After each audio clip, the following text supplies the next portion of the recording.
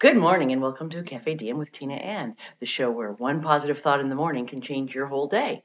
So we talk a little bit as a theme about courage, or at least I'd like to talk a little bit more about that. So I wanted today to talk about the courage to be who you want to be.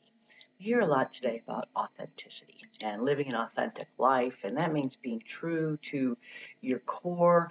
And a couple days ago, we talked about, a list of non-negotiables, like what is the things that you are always going to stick to no matter what.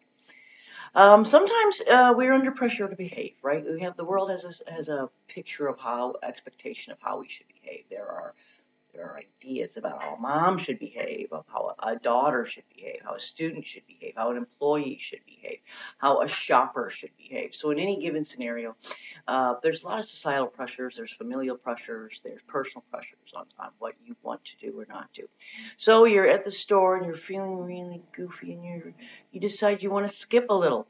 But you look around and you think, what will people think if I just start skipping in the middle of the mall, right? That's kind of the pressure I'm talking about, where we give away a tiny bit of ourselves in order to conform. We sacrifice that opportunity to show the world exactly who we are and exactly what we're feeling. And of course, I'm not advocating inappropriate behavior. There's absolutely societal norms. We all need to fit in. We want to be liked. We want to fit in.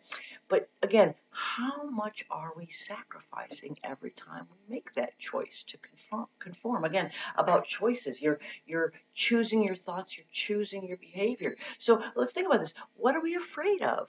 This is a story about fear. We're afraid of not being liked. We're afraid of not being accepted. We're afraid of someone having a perception of us that's false. But I guess the thing we have to remember every day is you only get to be in charge of one person. There's only one person in the world you get to choose how they behave, and that's you. And every time you decide that you're going to not do something that you want, or quiet yourself down or fit in a little bit more because of what other people think, you are accepting their opinion of who you are over your own. So, obviously tempered with getting along in life, not getting arrested, not being thrown out as a societal pariah, but not talking about that.